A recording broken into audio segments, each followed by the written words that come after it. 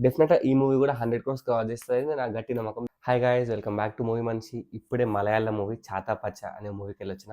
ఏంటో ఈ మధ్య మలయాళం మూవీస్‌కెళ్తున్నా, సబ్‌టైటిల్స్ చూస్తున్నా. కొంచెం అర్థమైతుంది, కొంచెం అర్థం కావట్లేదు. బట్ స్టిల్ నాకు ఓవరాల్‌గా మూవీ అర్థమవుతుంది. సీన్స్ అర్థమవుతున్నాయి. డైలాగ్స్ ఇంకొంచెం టైం పడుతుంది మలయాళం అర్థం కావడానికి. But yeah! ఇంకా మూవీ గురించి మాట్లాడుకుంటే మూవీ ఎలా ఉందంటే, స్టార్ట్ అవ్వడం చాలా మంచిగా స్టార్ట్ అయ్యి, ఇంటర్వెల్‌కి ఒక మంచి పాయింట్‌తో ఇంటర్వెల్ పడి, సెకండ్ హాఫ్ కొంచెం స్లోగా ఓకే ఎళ్తుందనంగా క్లైమాక్స్‌లో మళ్ళీ ఒక ఇంట్రెస్టింగ్ క్లైమాక్స్ ఎండ్ అయిపోయింది. సో ఓవరాల్ నాకైతే గుడ్ అనిపించింది మూవీ. మూవీ స్టార్టింగ్ ఒక 20 మినిట్స్ ఎడిటింగ్ ఉంటది. విచిత్రంగా ట్రై చేస్తా ఉంటారు. అంటే ఇట్లా ఫాస్ట్ కట్స్ పడతా ఉంటాయి. కొంచెం టైం పట్టింది సెటిల్ కావడానికి. But after 15-20 minutes movie settle అయిపోతుంది. ఈ స్టోరీ మొత్తం ముగ్గురు ఫ్రెండ్స్ గురించి నడుస్తూ ఉంటుంది. చిన్నప్పుడు వాళ్ళు ముగ్గురు చాలా క్లోజ్ ఫ్రెండ్స్. బట్ దాని తర్వాత విడిపోవాల్సి వస్తుంది. ఒక 20 ఇయర్స్ తర్వాత మళ్ళీ కలిసిన తర్వాత వాళ్ళ ఊర్లో రెస్లింగ్ అనే ఒక కాన్సెప్ట్ పట్టుకొద్దాం అనుకుంటారు. సో ఆ రెస్లింగ్ కోసం వాళ్ళకి ఒక 4-5 మెంబర్స్ అవసరం పడుతుంది. ఒక 6 మెంబర్స్ ఏమో టీం అవసరం పడుతుంది. ఆ టీం ని గ్యాదర్ చేసుకోవడం, వాళ్ళందరితో కలిపి ప్రాక్టీస్ చేసుకోవడం, మొత్తం ఈ WWE సెటప్ చేసుకోవడం, ఇదంతా ఫస్ట్ హాఫ్ నడుస్తూ ఉంటుంది. సో ఈ సెటప్ మాత్రం చాలా ఇంట్రెస్టింగ్ ఉంటుంది. లైక్ ఒక్కొక్కరిది ఒక్కొక్క డిఫరెంట్ క్యారెక్టర్స్ నడుస్తూ ఉంటాయి. 6-7 క్యారెక్టర్స్ లో లైక్ సీటాస్కర్స్ అని చెప్పి, నైట్ బర్డ్ అని చెప్పి, జంగు సుల్తాన్ అని చెప్పి, భస్మాసుర్ అని చెప్పి ఇంకో క్యారెక్టర్, ఇట్లా ఒక 6-7 క్యారెక్టర్స్ ఉంటాయి.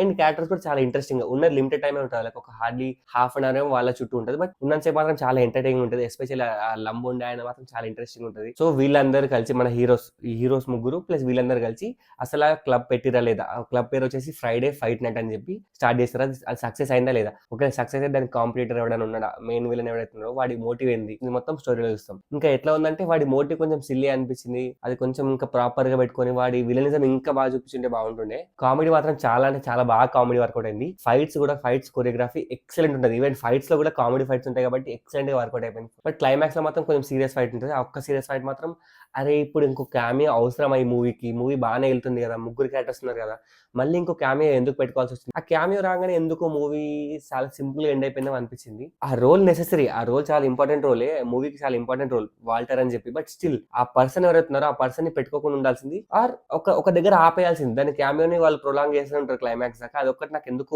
ఓకే అనిపించింది. బట్ మిగతా మూవీ మాత్రం నాకు నచ్చింది. ఇంకా పర్ఫార్మెన్స్ అందరి పర్ఫార్మెన్స్ బాగున్నాయి. మెయిన్ గా ముగ్గురు పర్ఫార్మెన్స్, అర్జున్ అశోకన్ అని చెప్పి, రోషన్ మాథ్యూ అని చెప్పి, ఇంకొకరు ఇషాన్ షౌకత్ అని చెప్పి, ఈ ముగ్గురు మెయిన్ లీడ్స్.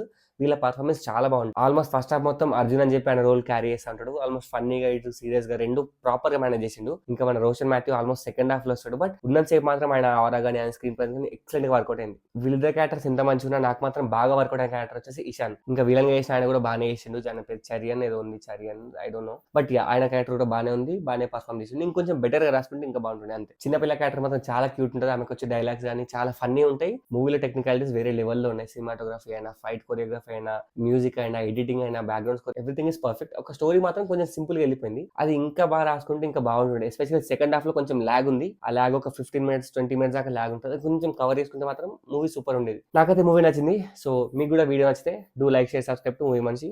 Signing off.